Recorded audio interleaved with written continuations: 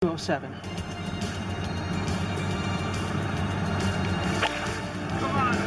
Since Aaron yesterday set up an eagle.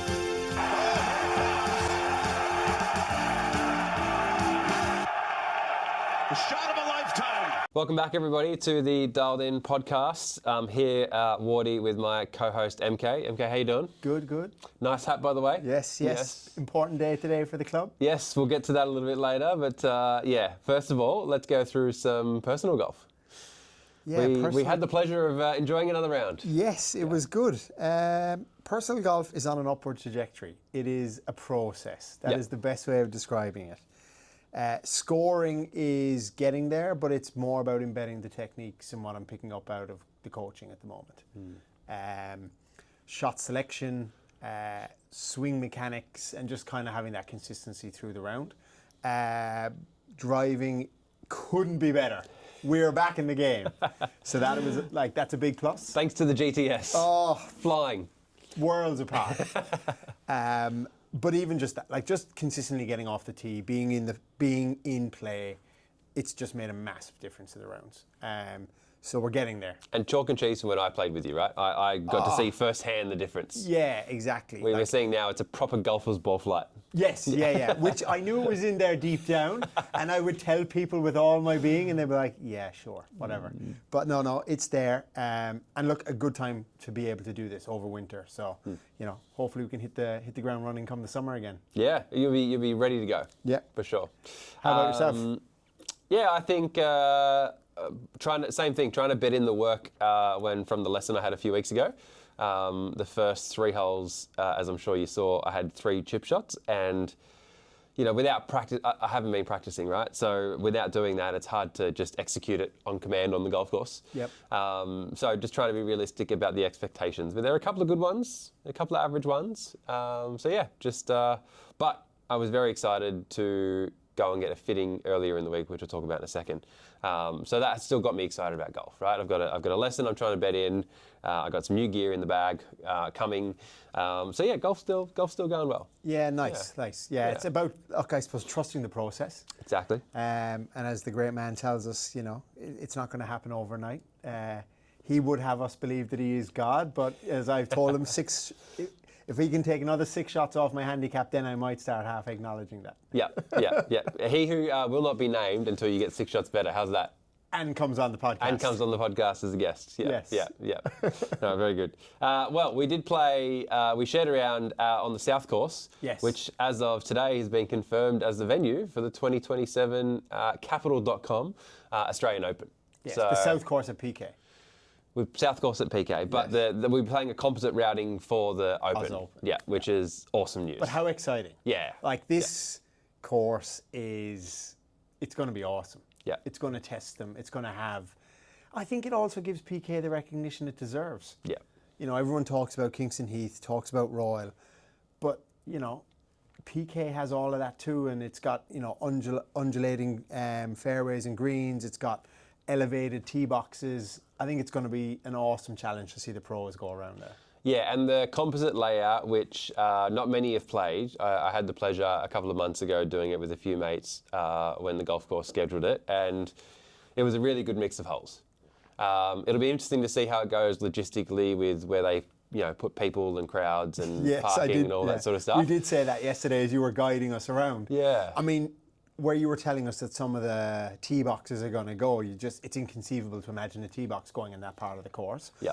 And that always amazes me. But yeah, the crowds out there, it's going to be interesting.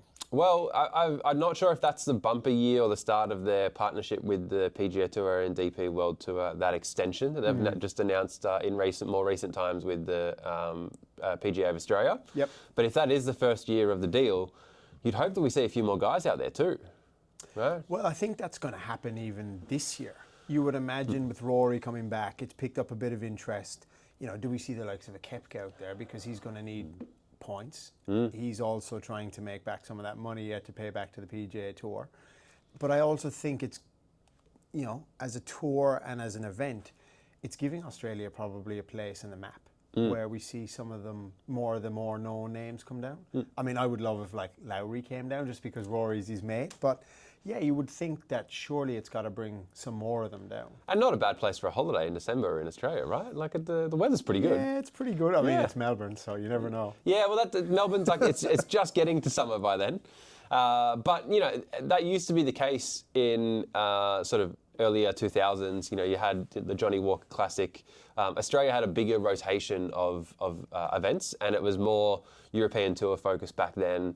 As where the events were hosted, but it still had a lot of sort of global recognition, and that's what we're trying to get back to, right? Yeah. And they are spreading out the events. You know, the Australian PGA moves to Sydney this year. Yep. While they get the Olympic course ready in Brisbane. But just being able to have one event in sort of each of the capital cities would be huge, right? And then I think that's how you need to spread it out. You'll maintain massive crowds if you've got an event in Sydney, you've got an event in Melbourne. You know, you might have one in WA. Right? I'm not saying it has to happen every year, but by spreading the love a little bit, I think you maintain the big crowds, which you've seen in Adelaide for Live as well. Yeah, I think it's also good for growing the game. Like, you don't want any one capital city to consume all of that. You know, I think without saying, the game is spreading. So as you said, if you can spread that out, I think it gives the younger playing population the ability to see some of the names that are coming through, and then some of the existing marquee names. And I think that's what, you know, as a young golfer, you're always excited about. Yeah. For me, it was the Irish Even as older Open golfers. back home. Yeah, 100%. And I think that's really important. I think the really added bonus for us golf nerds is when it is on a Royal Melbourne West composite, sorry, not a West, on the composite course, or at a Kingston Heath. And I think, you know, PK has got a little bit of novelty in it, because, you know, it's going to be a new layout that the pros are going to get to sink their teeth into.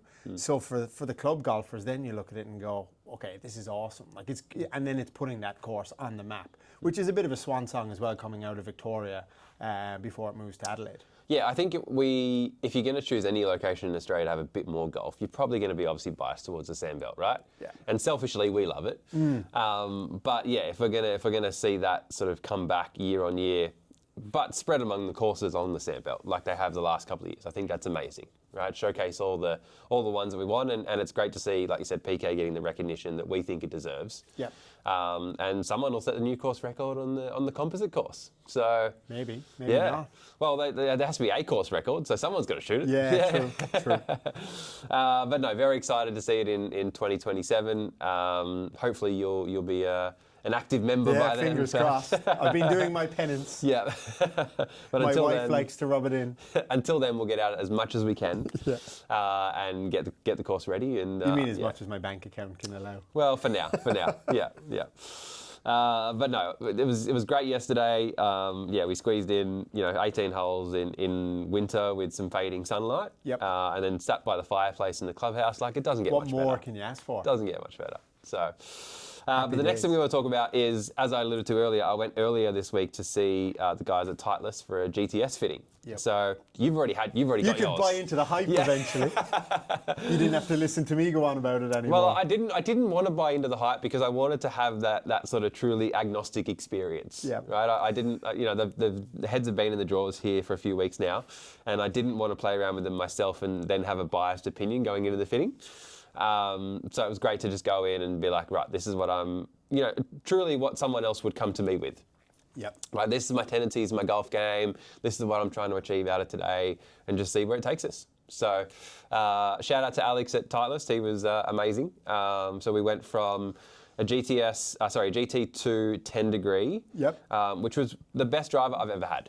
Right, and I said that sort of going in. I was like, Which is a pretty high benchmark then from a scratch or a very low handicap golfer. To come out with that statement, you're setting him a challenge straight off the bat. It is a challenge, but it's also nice to know that, like, we're not touching this. This sits over here, right? And that's the backup no matter what we do today. Yeah, exactly right. I It's know all I've got something cream that on top. works. Exactly. I know I've got something that works. It's okay. Yeah. So that was good. But we ended up in a GTS 4, which I did not think I was going to go into, with the same shaft, which I loved. How do you feel about that? I am very optimistic about it. I think the illusion is with the GTS 4 that it's only for people who are hitting the middle of the face all the time. But it's still a 460cc head, I believe. Like, the forgiveness and the way it's sat was still amazing. Yep. Right? I put GTS 3 down, and for me, it just felt like it was a little bit open. Okay. Relative to 2 and 4. And 4, I was just getting some slightly better results with. So for our listeners, when you were going in, what did you want to try and get out of that fitting, or what were you hoping that the new GTS range Great question, because that's a question I ask people coming in. Yeah. I was hoping to, with driver, I was pretty happy, right? So it might have just been a touch more ball speed, or I was thinking about it as I was driving there.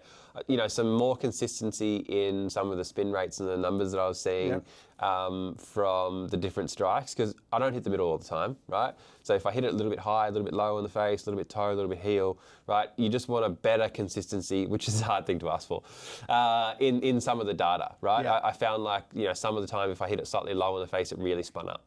But if I got it slightly higher, then it was like 1800 spin and diving out of the air. So just a little bit sort of tighter with those sort of numbers, and I definitely think we got that with GTS 4, which was cool. Yep.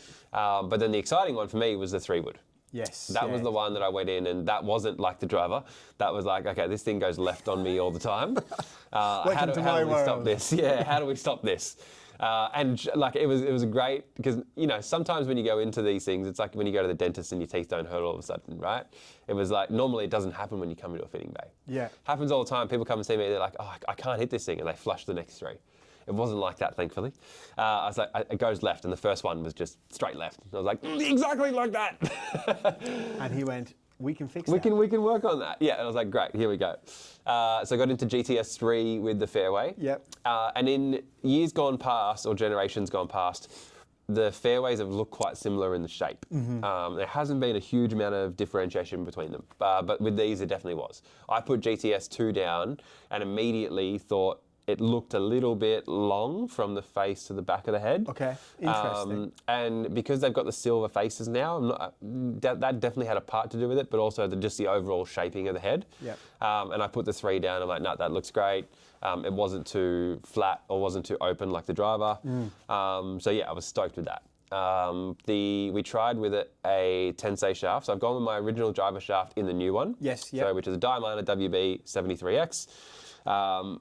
And I've had that in the fairway as well because Titleist just didn't have the capabilities to do a heavier version of that shaft. Yep. So I'm going to order that in for myself and get an 83X in the fairway. And then we ended up also with a 7-wood. Yeah. Oh, okay. Yeah. Oof. So Exotic. currently, I was hiding the lead there. Currently, I've got to go straight from 3-wood to 3-iron, which I love. Yeah. Right, and suits where we've had this conversation on previous podcasts of where that might suit, your game and lower handicap golfers because it's more controlled. Yeah. But for me, it was more so course situations, right? Yep. If I get to a wetter golf course or somewhere where I need to carry it a bit more or something like that, the 7 would come out. But for the most part, and where I play at PK and everything else, then the driving iron's awesome, right? Yeah. And we're not changing the driving iron because it was bad. It would just give us another option that we can switch in and out of the bag. Yep, depending on the day. Yeah, exactly. So I flushed the 3-iron. That was great, but we're like, let's just sort out another option. So would you have carried the 7-wood yesterday? Yeah, I should have. Yes. See, there you go. It was pretty wet, right? Yeah. So yeah, I should, in hindsight, that would have been good going in a few of those par 5 greens. Would have been really good. Yeah. But we got to wait for it to arrive. So yes. Not far away. But no, that was pretty cool, and that was GTS 3 as well. Yeah. So yeah, go from 15 to 21 degrees, all in some upright settings, just to look a bit sort of better for me. Yep. Not changing the loft too much, putting the weight in the back in the GTS 4 to make it a bit more stable too, which is. So would it be fair to say that this GTS launch, I mean, in my view, has been one of the most successful launches from any brand for any set of woods that I can remember? I think so, mainly from the tour presence, right? Yeah. Not just the general punter like you and me. Yeah, but even like on tour last week, they were on about it again, and I think we touched on it in a previous podcast where it was 32 or 33 out of the 65 Titleists were playing. I think it had even gone up again by last week. It'll be interesting to see the numbers this week at the US Open too. I'm sure we'll get another really good count there. Yeah. Because we were talking about it for the PGA. Yes. So yeah, I think we'll get another really good idea this week. And the hard part is that now we're in major season, the guys probably aren't changing. So there may not be a lot of change, but overall, the fact that, from launch to now, been very successful for them, I think. Yeah. Yeah. So excited to get them in the bag. They should arrive in the next week or two, and How good. I may not be using them straight away. But yes, you've got more pressing matters. yeah, on a few other agenda. things happening. But they'll be nicely sitting there in the wrapper until I get the chance to give them a debut. Yeah. So can't How wait for good. that. How exciting. Yeah. It's always nice to put new kit in the bag. Absolutely.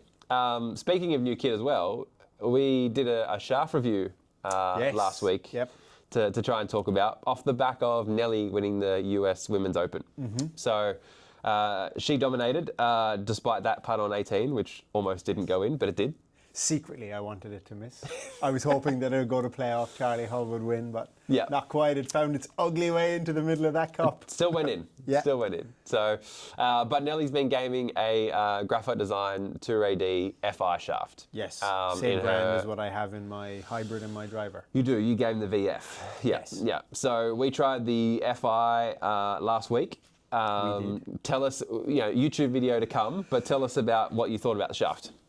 Yeah, look, I mean, there's not too much difference on paper between the two, but it was like, Aside from launch. yeah, it wasn't for me. There was no feel in it. As you on takeaway from your positioning, it just felt like there was nothing there. And then coming back through the swing, you just didn't know where the head of the club was. And that was the big thing for me. It was just, there was nothing. It didn't give you any response when you made contact with the ball either. You didn't know where the miss was coming out of the toe or the heel. Whereas then when we swapped back into the shafts that I currently have, it was instantaneous. Like the feel was there, the motion, you knew what you were doing. That was the big thing for me. Like I've always said that I play on feel.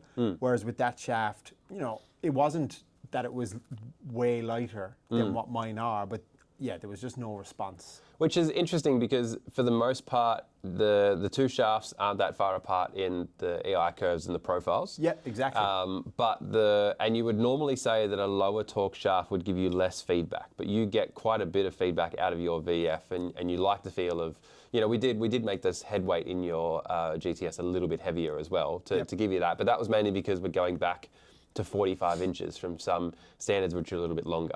Yep. And you've got a bigger grip on there as well. So that all equates to why you've got the head weight in, not just trying to artificially get it because you don't get it out of the shaft, right? But you've got it in your club, which is great, and that's all that really matters. Exactly right, yeah, as long as it feels good and what you're repping week to week. Exactly. But interesting that you didn't get the same feedback, or more, to be honest. And look, the good thing was, it wasn't just me that tested it, you tested it as well. Yes. So, Yeah. I think, you can Yeah, run I through definitely that. had the same sort of feels or lack thereof. Yeah.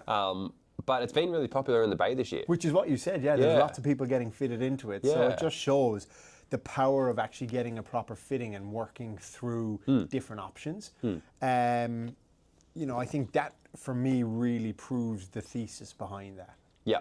And why, that little bit of extra cost is actually Well, worth if you're going to spend $500 or $600 on a shaft, you got to make sure it's good for you, right? Yeah, exactly right. Yeah. Whereas if you were to have said bought those offline, or online, sorry, you would look at it and say, well, they're very similar. It's going to do the same thing, or it's going to be pretty close. But they Whereas felt polar opposites. exactly right. Yeah. Yeah. Yeah. So, yeah, it wasn't for either of us, but I think for anyone who, if I had to liken it to a shaft, and this is going to be probably not what you'll see online, is like I would have said it's closer to a hazardous shaft, just something where it feels a bit more together.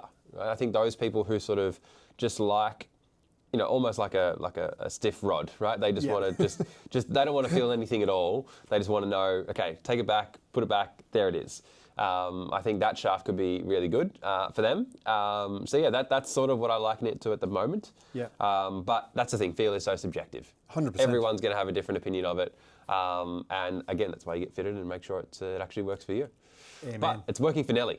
Yeah, it is Yeah. working. I mean, it was pretty flawless, to be fair, the way she moved around Riviera. And I think the other thing that I realised, having watched that Women's US Open, was just listen up and get women's golf events at proper venues. Like, they deserve to be at proper venues. I would love to see what the viewership was. Like, having a major at a marquee course like Riv, and you look at the upcoming events, and I think are the next 10 US Opens, they're at pretty legit venues. Yeah. Like, it just makes it even better for the viewer, but also they deserve to be there. Like, when you watch their golf game, Like it is as good as the men's to watch, albeit the distances are slightly different, but the skill is just as much. Well, we've talked about it before, but the average golfer should be watching it more because the 100%. distances are more in line with Distances are more what in you should be line. hitting. Yeah. Club selection is more in line. Yeah. Bag setups are more in line. Yeah. Yeah. Albeit we all want to think that we're, the next Rory McIlroy or Scotty Scheffler. I hate to break it to everybody. But just having it at Riv, it was awesome. Yeah.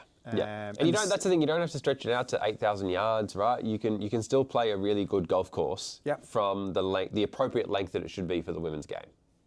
Right? It doesn't have to be, these monster golf courses that the guys are playing with tee you don't boxes. need 250-yard par threes. No, with tee boxes that don't exist until that week. Yeah. But they can still be at really good venues, and it still showcases, their short game and just their whole game in general. But yeah, it doesn't mean just because it's a long golf course for the men that it needs to play that way for the women either. 100%. Yeah. Now, I mean, she did have her quirks over the week. She changed her shoes after 6 holes. With the Jordans, I did see that, yeah. And I got it, like, sometimes you put your shoes on and, if you've got a couple of pairs in rotation, and they do feel a bit roomy when you swing through your shot, so fair enough.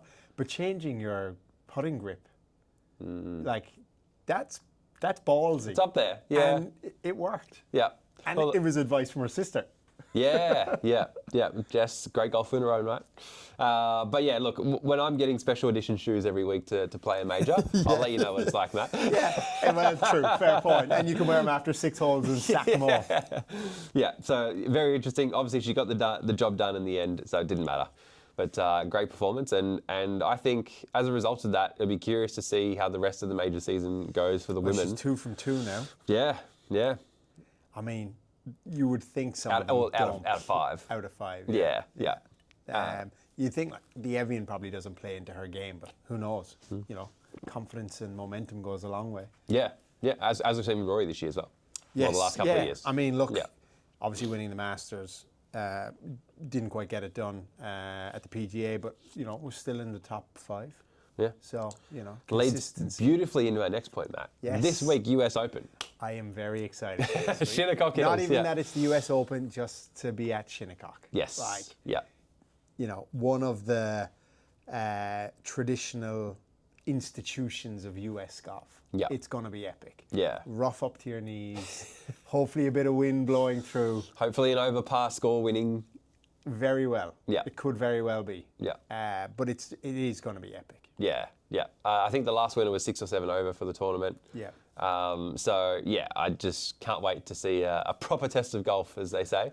And I was only thinking about it this morning. I was watching the end of the Canadian Open, and I was like, albeit that didn't have all, top 50 playing, but like, there's no one that's jumping out at me that you're kind of going, oh, they're nailed on. Like, I feel it could be an absolute bolter. It could be a JJ Spawn again. Yeah.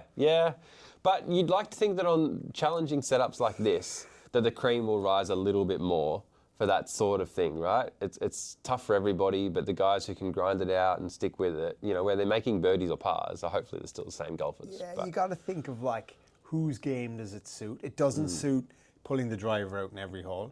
So you look at that and you go, maybe is that going to be Rory's Achilles? I was going to say, but we're talking about our main man. He hasn't been hitting the driver well recently anyway, so he might drop back. Scotty has been pretty errant in his shooting to what he normally is, and I just don't think you're going to get that forgiveness in the rough.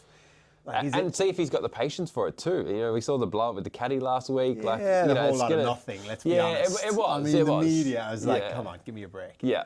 But, you got to have that patience when you're grinding out rounds for potentially, 2 over or even par as opposed to shooting 65 all the time. Yeah, so I see someone like a Russell Henley or a Xander Schauffele coming, like just consistently getting it done through the piece. Now, Tommy Fleetwood's been playing really well lately. He was pretty close last week, was in the mix again this week. Yeah.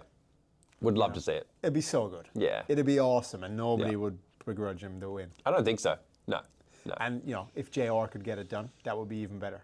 Oh, yes. Mr. Rose definitely deserves one. We shall wait and see. Yeah. I am very excited. He has got one US Open, so, Yep. Yeah, we'll see.